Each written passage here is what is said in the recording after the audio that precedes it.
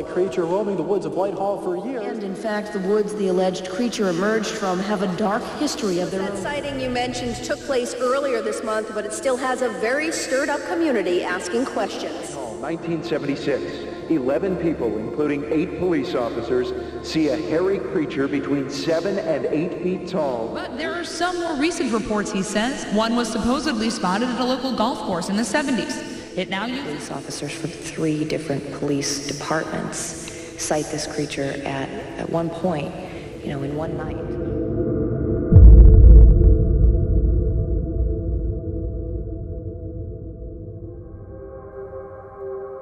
In the summer of 1976, this tiny community in the Adirondack region of New York became the center of a bizarre series of occurrences.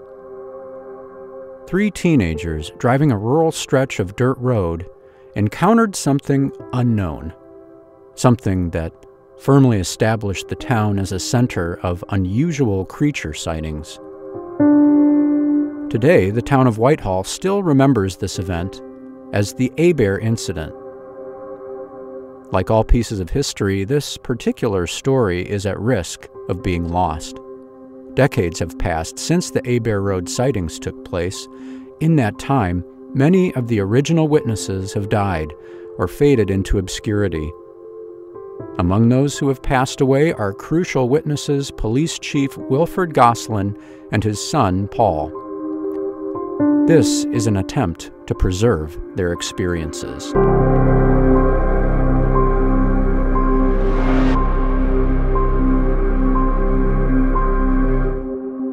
Whitehall is at the base of the Adirondack Mountains, and the Adirondacks is millions of acres of protected forest land, and virtually you can go to the Gaelic preserve areas and you can virtually walk back in time. This is land that has been untouched for hundreds of thousands of years.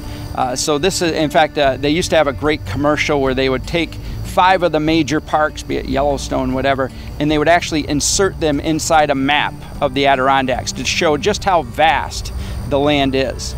Okay, this is these are casts that were part of the Dr. Warren Cook collection, and this is one from West Rutland, Vermont, 1985. Paul Bartholomew was just a kid at the time of the Abair Incident, but today is the man that people most frequently turn to for answers about the case.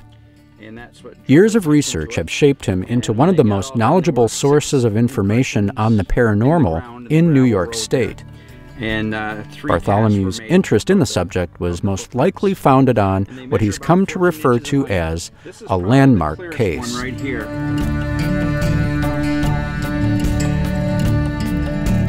The Adirondacks are a mountain range located approximately 2 hours north of New York City, inside Adirondack State Park, a park which stretches nearly 160 miles.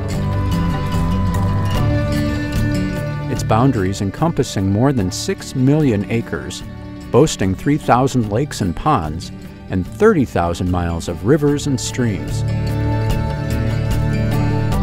To put the park's size in perspective, it's larger than many states in New England.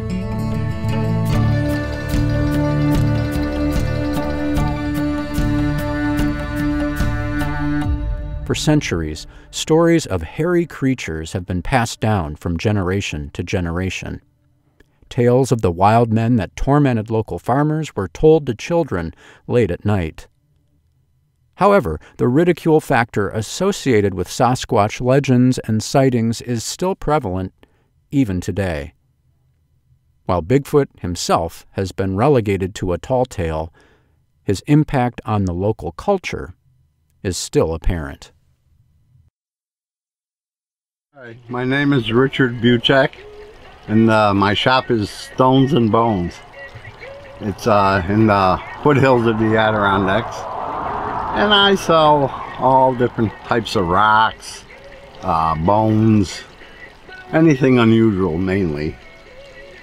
I've been for years, this is back maybe in the 80s, I started buying books on Bigfoot, the stories of Bigfoot, and I've just been following it ever since, you know. My brother-in-law last year was up just above Wells on the old Rhodes a speculator, and he says he was in there walking around, and he says, I'm pretty sure I saw a Bigfoot track. So we went up there to look at it, you know, and we couldn't find it. We walked for probably 2 hours, couldn't find where it was. So then we come back out, and that night and the following day it had rained, but and we didn't go look. So the third or fourth day, my brother-in-law went back up there, and he found where the track was. So he made a cast of it. Yeah, I believe him. To me, there's too many sightings all over for there not to be.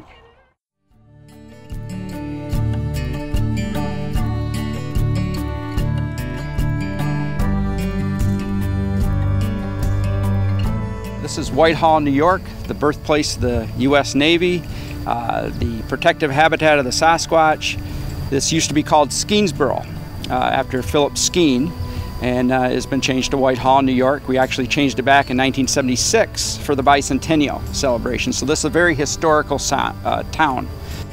You can walk around this town.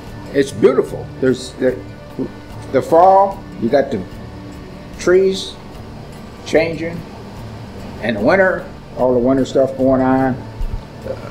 Summertime, there's lakes all around here, everywhere. We got a big lake right out here. I know a lot of people. It's home, like anybody's home.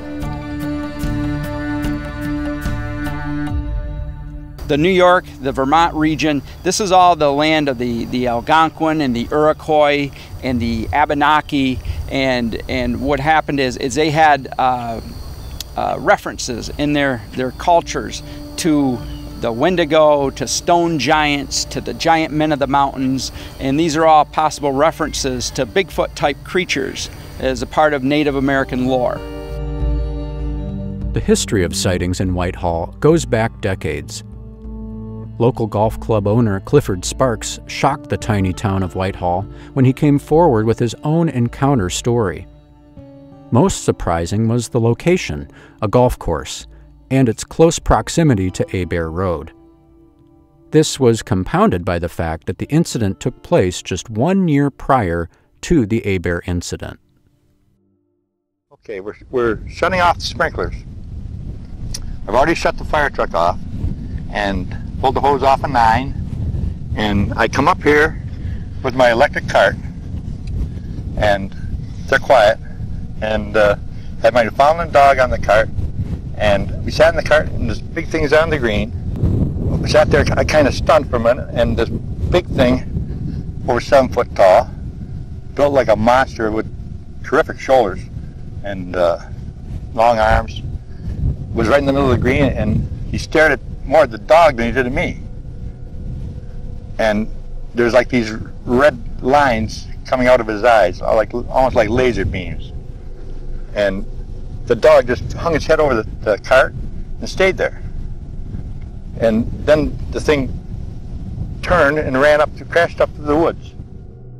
So this has a rich traditional history as well as historical incidents that have happened right up to modern time, very landmark type cases. For instance, the Abair Road incident was a very much a landmark case that everybody seems to remember and are able to reference back and from.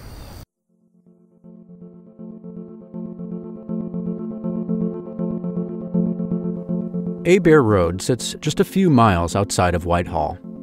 Surrounded by fields and forests, it's geographically located close to the Poultney River, which runs through the state of Vermont.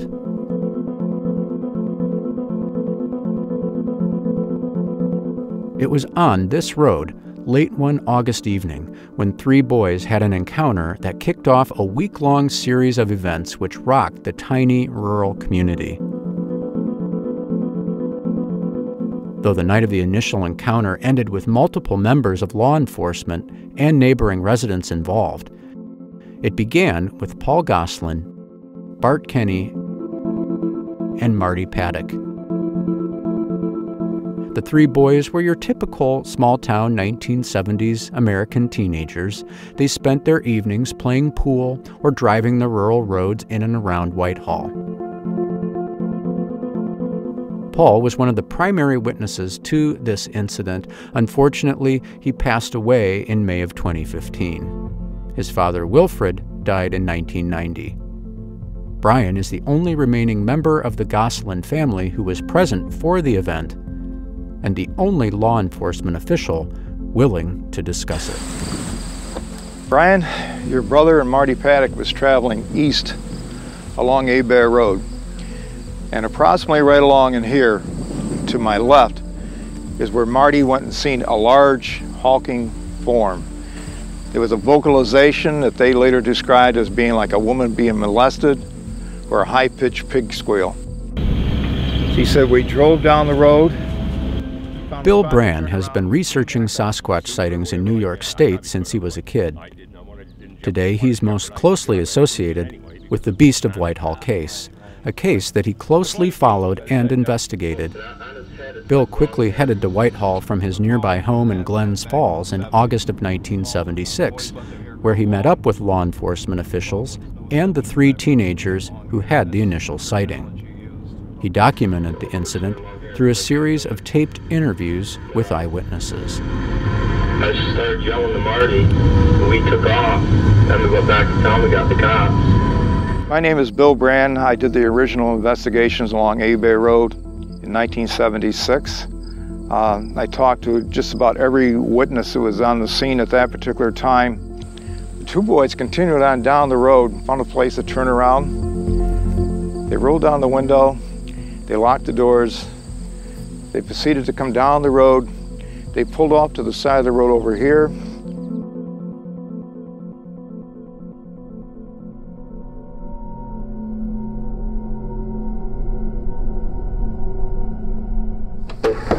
We were driving down the road. We were out in the back roads. It was about maybe 10 o'clock. We see something standing on the side of the road, like a human figure. So we went down the end of the road, turned around and came back. It wasn't there.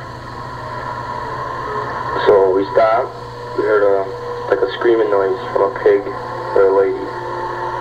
So we took off up the top of the hill and locked all the doors on the truck. Then we had a gun. I loaded the gun, rolled my window down, and took the gun right out the window. We're watching in the same area that we had seen it. Sometime in the time we went up the road, turned around, and crossed the road because it come running right at the side of the truck, wherever it was, from the other side of the road on the driver's side. And I just took right off because I didn't know what it was. It was just something big running at us at that time. We didn't really get a real good look at it. We come back into town and told my friend, his brother, about it. And he was laughing at us, you know. I said, all right. So we brought him back out.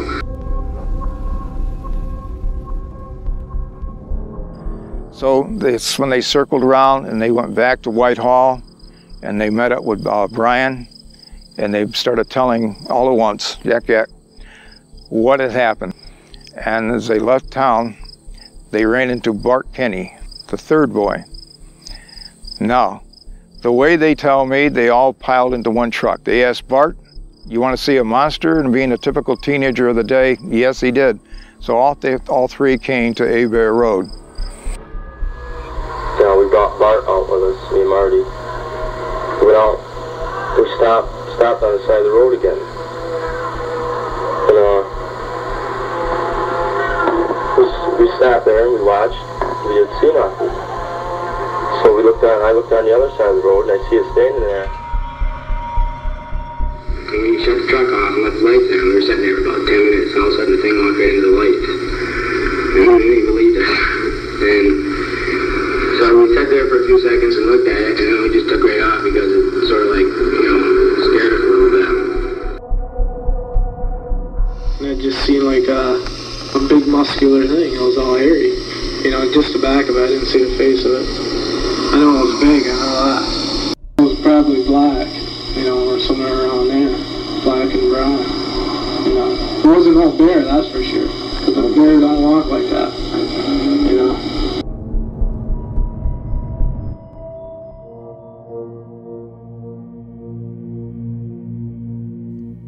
Perhaps no one was impacted by the events of their frightful encounter with the Beast of Whitehall more than Paul Gosselin. Paul spent years being closely associated with the case. Though he was just a boy at the time of his sighting, he continued to search for clues to what he had witnessed that night. Well, my brother Paul, I talked to my dad more about it than, because my dad was a police officer. We worked together a few nights a week. And he was telling me that, well, he got into the extraterrestrial stuff about it and all the stuff possible. He was like me. Where'd this thing come from? What is it? You know, so on and so forth. My brother Paul talked about it as if he told me the story 2-3 days afterwards. We had talked, and Paul was telling me about the way he felt, similar to me, as what the hell is it, and where'd it come from, and is it real, so on and so forth. And he realized after they come out the second time that what they saw was real. He said, we had a close-up personal, not like I did, but he said, we were only 50 feet, and that's from where this pole used to be to the road. And he said, what I saw was real, and Mr. Paddock said the same thing. And them the only two had ever talked to me outside of the so-called group that was there. An unknown element to the Abair story is that of the testimony of John Winslow. John grew up in the town of Glens Falls, not far from Whitehall, and worked at a local amusement park with Brett Kenny, the brother of Bart Kenny, who was present for the Abair incident. John claims to have been in a vehicle less than 2 minutes behind the pickup carrying Bart, Paul Goslin, and Marty Paddock. One of them's pickup truck that they had. And I remember driving up onto the scene and smelling all kinds of, like, burnt rubber really bad and a lot of smoke around. And Brett pulled over. We thought maybe they had an accident or something. And then I said to Brett, I said, maybe we should turn around and get the hell out of here, Brett. I don't know, something's weird here. Something's just not right. So Brett said, yeah, I want to get the hell out of here. We'll go back home, back to my place. I was in the passenger seat, and I had caught a glimpse of movement, and I saw this thing, whatever it was, Bigfoot, if that's what you want to call it. I think it was some type of creature or something, I don't know. And I just seen it take like 3 or 4 steps behind Brett's car and off the road. When it did that, it turned its head like that and looked back at us.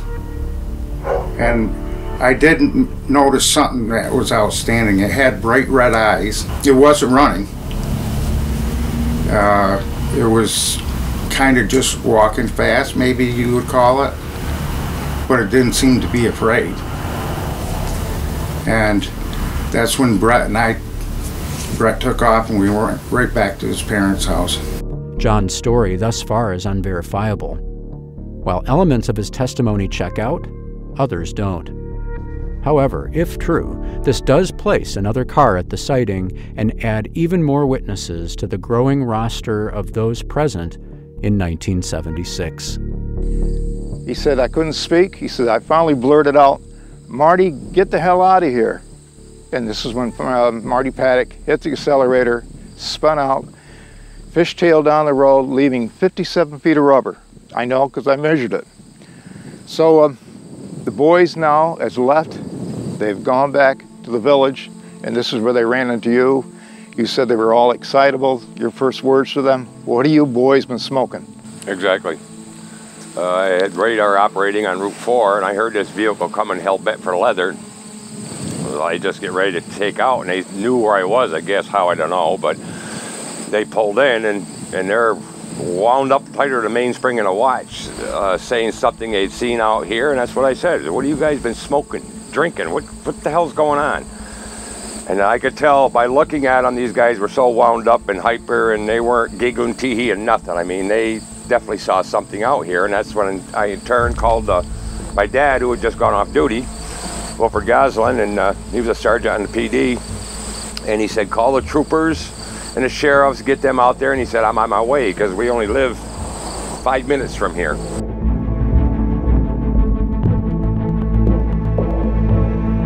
But they did leave, and then they reported it to Brian, and Brian took the necessary steps to call it into the station to the dispatcher, and of course talk to his father about it.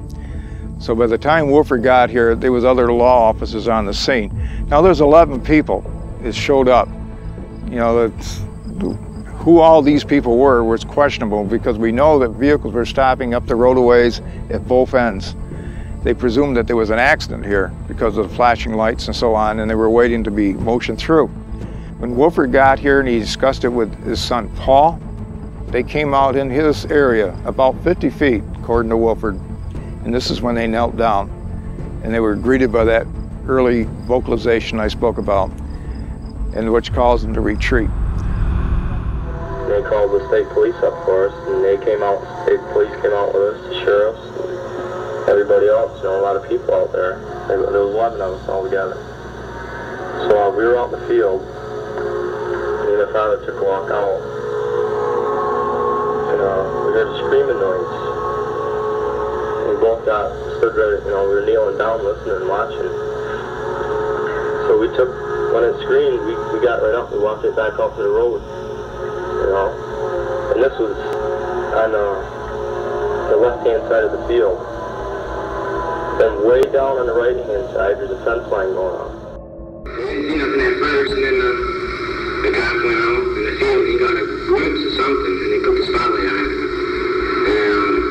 And somebody had gone in the woods, and they couldn't see what it was.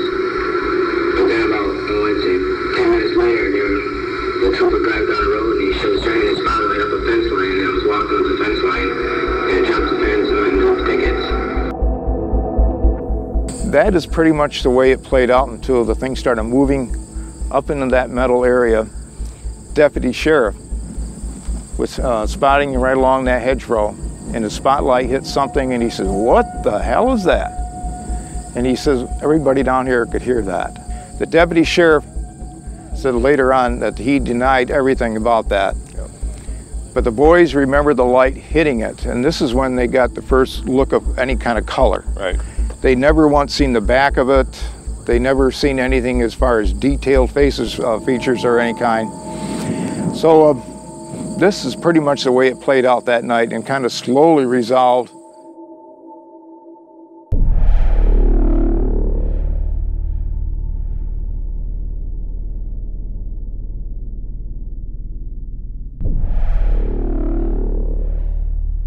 Mr. Fox was who we call him. He didn't want his name mentioned, but being a New York State trooper, he called me up that night. It was my night being off duty, and he asked me if I wanted to come out and see if we could see what everybody had seen the night before, because he'd heard about it through the troopers that were there that night. And I said, sure. It was after midnight when we got out here, and the state trooper was up in the top field. He was probably 50 yards out in the field, and it had been cut by the farmers. And he was probably back 100 feet from his side of the hedgerow. And I was in the field behind you, but I had driven out in the field probably 350, 400 yards. And the field I was in here hadn't been cut by the farmers at all that year. It was all dead, tall, standing grass, 3 foot anyway, tall. Well, when we come out, Mr. Fox says, well, we got on a different channel on the CB radio, and we're talking back and forth. Well, as time went on, the odd thing about this whole area, there was nothing. There wasn't a sound. There wasn't a peep, not even a tree peeper. And Mr. Fox come out and he says, did you hear that? Did you hear that? And I says, no, I didn't hear nothing. So now I'm out of my car. When I got out in the field, first thing I did was take my dome light out so I could keep my door open in case I had to hurry up and get in. I didn't want to be able to be seen. It was pitch black out there. And all of a sudden, down that way, every once in a while I could hear not a twig break, but a good sized branch or small limb snap, crack, and it'd be quiet for a while, but you could tell the thing was moving up to this point on this corner. And as time went on, we're talking back and forth. Next thing I know, Mr. Fox, he says, Brian, oh my God, what the is it? I'm getting the hell out of here. And he did.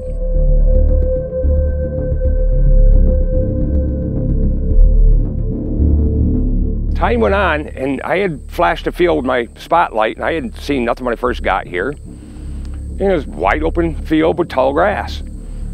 And I started hearing this weird noise, a whooshing noise. By then, now I've got my handgun in my hand.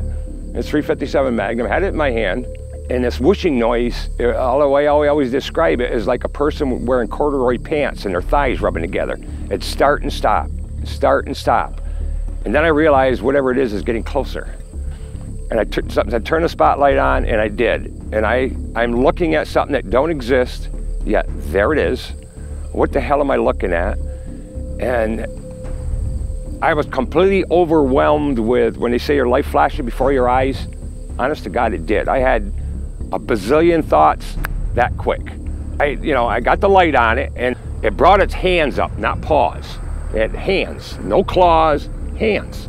And did this, and the eyes were, I always said, about the size of a mayonnaise jar cover. When it brought its hands up, it let out such a deep tone from the belly up, guttural, I could say roar, scream. You could feel that coming at you. I figured it came across the field wondering who I was, and what the hell was I doing here. And as it got way down in the corner of that field, it turned around, and I still had the spotlight on it. And you could still see the eyes, but they weren't that bright glow. It let out 3 guttural, just like it did here. Make your old hair stand up on ends, or your hair in your body curl up, and the goosebumps, the whole 9 yards like I've got now. And I took it as, get the hell out of here. And I sat there in that field for 15, 20 minutes, got back in the car, rolled the window up, locked the doors, and I sat there trying to figure out what the hell did I see.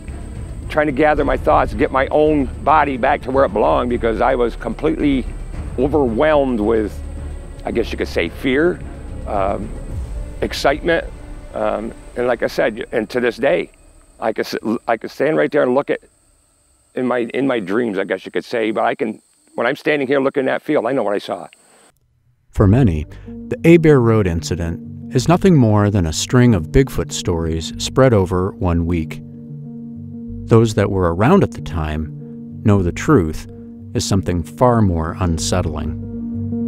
But what's often been underreported is that there was a major UFO flap going on at the time of those sightings. In fact, in lower Rockland County, New York, there was a major UFO flap in which some of the sensitive installations down there, nuclear installations, were put on alert because of the sightings of unidentified flying objects. In this area, in various counties, Shushan, in Granville, in the neighboring counties of Hartford and Whitehall, there were several UFO sightings. In fact, one of the major news organizations that came up from Albany started their story on the Abair Road creature with a UFO report just prior to it. Paul's interest in ufology has helped to open him up to a side of the 76 sighting outbreak that many have ignored or simply overlooked. But while strange lights in the sky may have been an unknown aspect of the incident to most, in Whitehall and the surrounding area, UFOs have been ever present. Major outbreaks of flying saucers erupted around the New England states as far back as the 60s, and the nearby Hudson River Valley would one day become synonymous with UFOs, thanks to a major rash of sightings that took place in the mid-1980s. Now, one of the interesting things is I talked to police dispatcher Robert Martell. And back then, in those days, you used to have a dispatcher right at the station because the calls would come in to the dispatcher. Now it goes through the county and are relayed back to the police. But back then, you had somebody on duty all the time. And Bob Martell was on duty one night, and he said it was within a week either before or after the Abair Road incident. He wasn't sure which. But a woman from 2nd Avenue called him. Now, this is the avenues in Whitehall, and said that a round object had landed on her lawn and that she wanted somebody to come out and take a look.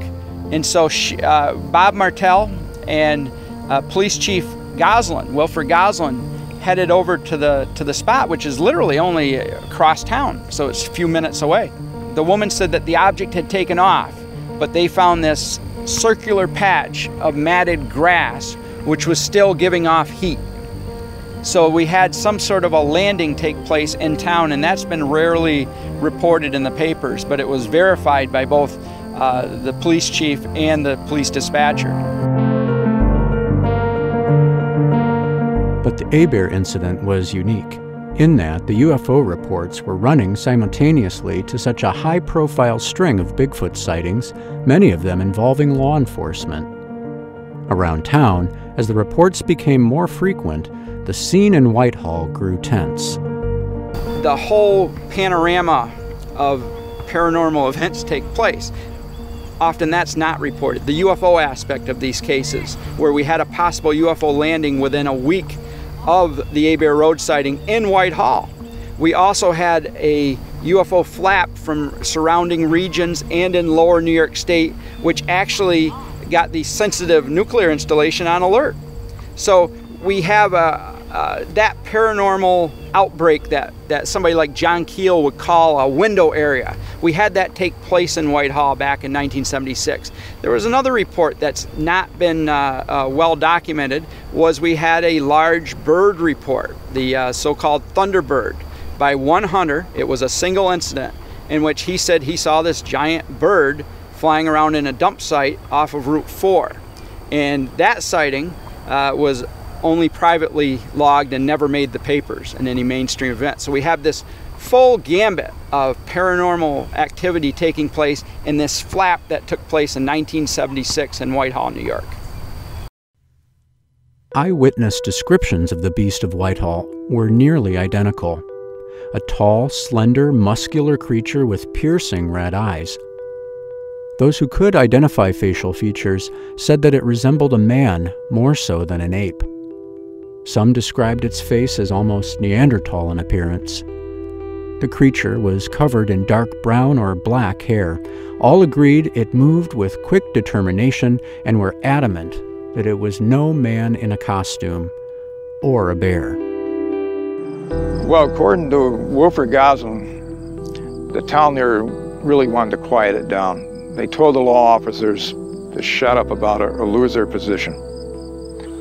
We were told after time by our sergeant that we were told not to talk about it anymore. Another incident with Dan Gordon, he had 10 years after me. They were just plain told shut their mouth and we don't want to hear nothing about it. And otherwise, you know, you're going down the road. Dan Gordon was a Whitehall police officer who was intrinsically tied to the Whitehall Beast. He passed away in January of 2014. Though not present for the Abair incident, he nonetheless had his own encounter with a bizarre, hair-covered being on a road not far from Abair in February of 1982. At the time of his encounter, he was on a routine patrol near Lake Champlain outside of Whitehall with another officer. The creature he witnessed was a gaunt, mangy animal with dark brown fur. Dan, February 1982. On the outskirts of Whitehall, after going down to the village and out through to the town sheds, checking, he says, there to see if the doors are unlocked or if there was a lights on. He says one of those nights where everything was extremely quiet in the village, not much going on, so they were looking at something to do, him and his partner. So they turn around as they're coming back. This creature, large creature of some sort, again, they had no label for it, passed in front of him. He had pulled the car over. He says, as I got out, he says, I pulled my .38 revolver. He says, I could hear this moving through the brush, crashing through the heavy wooded area going in the direction, and that would be the direction towards Keysboro Mountain. He says, after he got back into his vehicle, he says, my partner said to me, boy, that was some bear. And he swore. Isn't that a watered down version, but he swore. He says, that was no damn bear. As years went by, him and I discussed this a number of times, and he says, to this day, up to his passing, he says, I often go out to that same spot and stand there and look. And he says, I ask myself, did I actually see what I thought I saw? Both feared ridicule and therefore kept their story under wraps for 2 decades.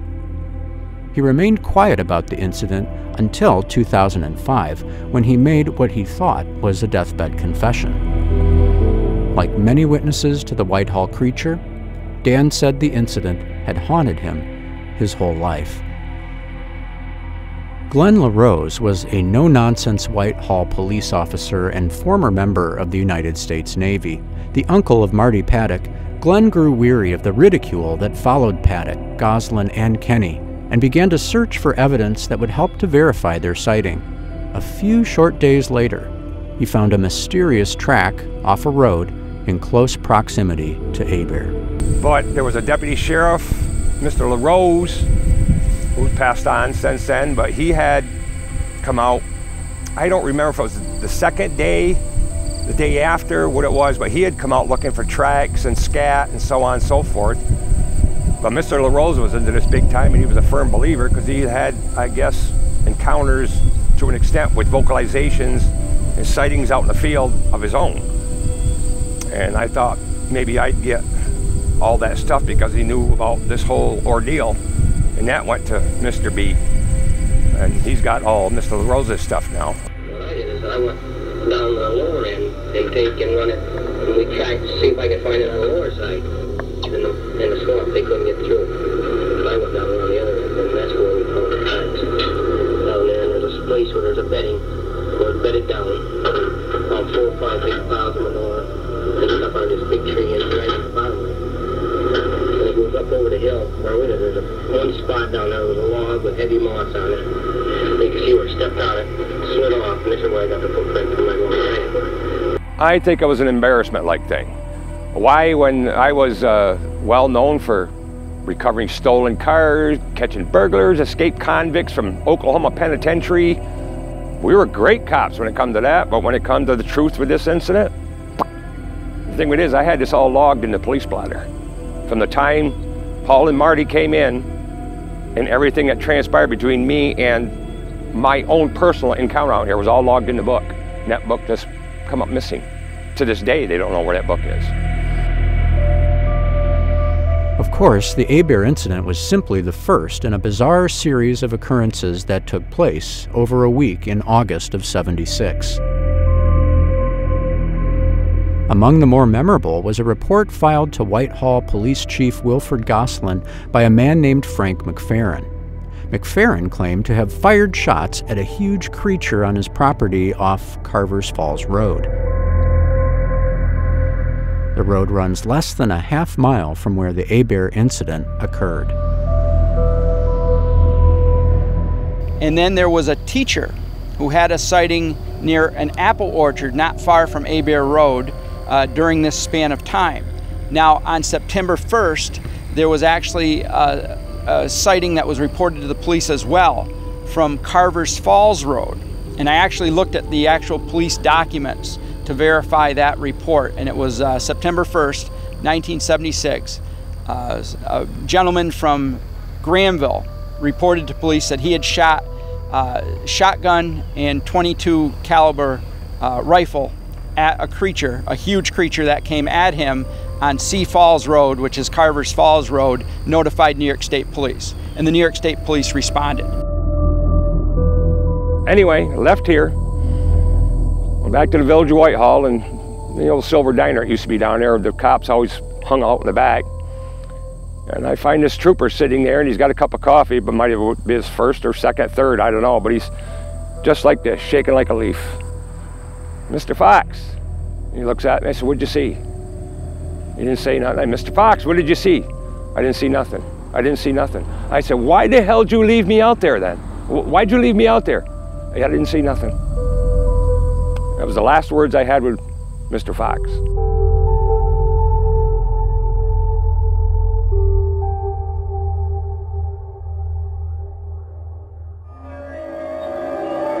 I really think that it's a Bigfoot. Barbara Knights and her late mother, Martha Hallenbeck, had a close encounter with the creature.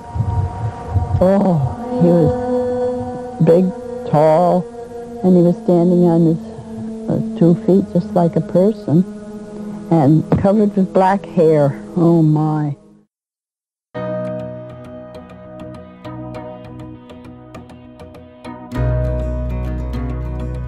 Reverend John Todd once called the Adirondacks a wilderness unbroken and unexplored.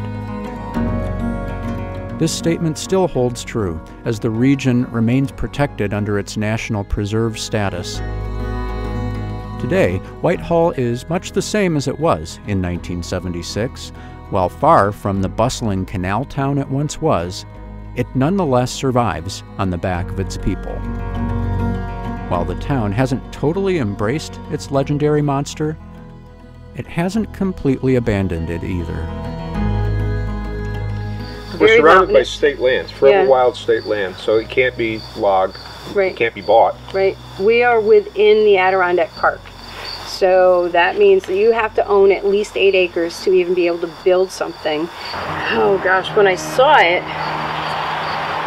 I mean, I'm standing at the screen door. I heard huge footsteps that ran on the side of the pine tree, not any farther from me to you, with just pine trees between us.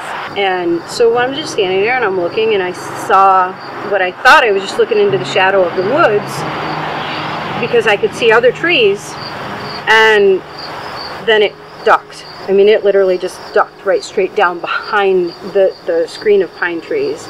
And I was amazed for a second. I was like, oh my God. I was looking at it. I'm like, David, I saw it. And first her eyes bugged, her jaw dropped. She didn't say anything for a second or two. Yeah, and I was just like, I can't believe I actually saw it. It was really just standing right there. And that's when I couldn't wait. He was coming at that point, and I'm like, hurry up! And I'm like, grabbing him, I'm like, come outside, quick, it's here. And, you know, I was brave once he was there, but I wasn't stepping outside until he was right with me. It's just because I didn't know, you know, what is it going to be mean? Is it curious? What is it doing? And then as soon as I had him with me, then my bravery went skyrocketing. And I'm like, now I want to see it. Where'd it go? Let's find it. And he just got mad and he started yelling at it. In 1990, we had documented over 140 separate encounters, incidents of creatures in this region. And you can probably double that by today's standards, because it's much more easily reported in the internet.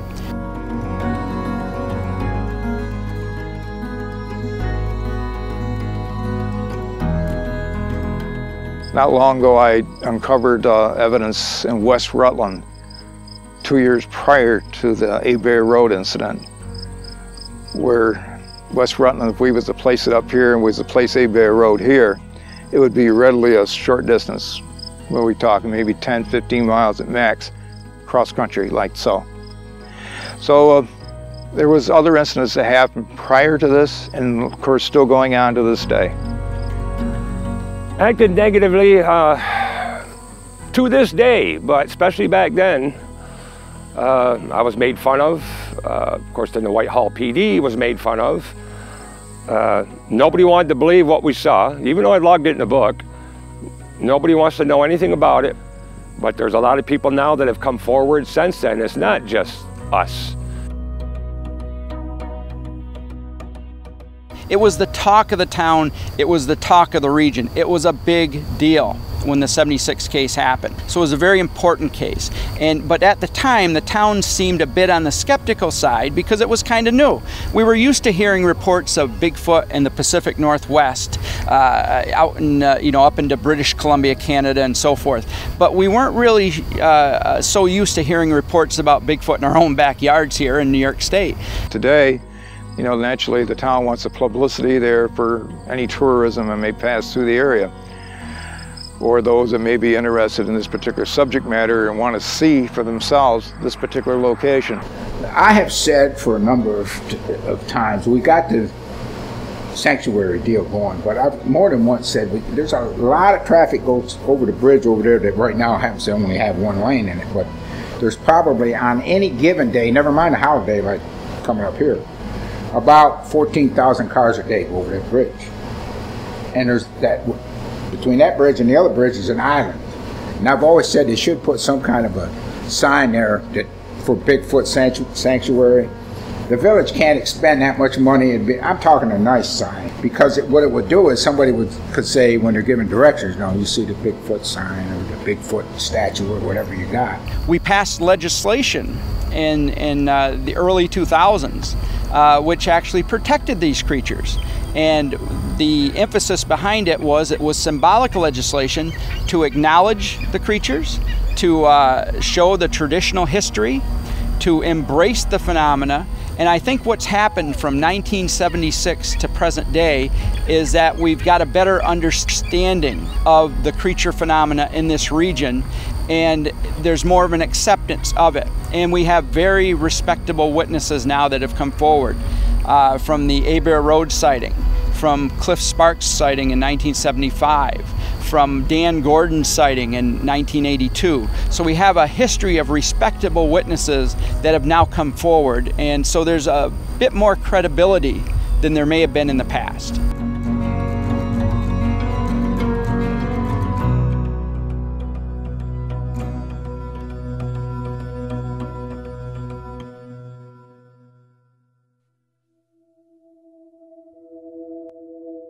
Do you have like do you feel any kind of emotional connection to the place because of this happening here? Yeah, I do. Yeah, I do. It's like I can come out here relaxed now, but for the longest time, for me to come out here by myself, I was always looking over my shoulder. And there's not a time, we go for a lot of rides out through this way, me and my wife. I'm always looking in these fields, always. Both sides. No matter where we go out here, I'm always got my eyeballs open. And I still dream about this incident once in a while. But back then, I relived that thing day in and day out, night after night. I would relive that. And, you know, one of the craziest things right to this day, right to this moment, this second, is what the hell was I looking at?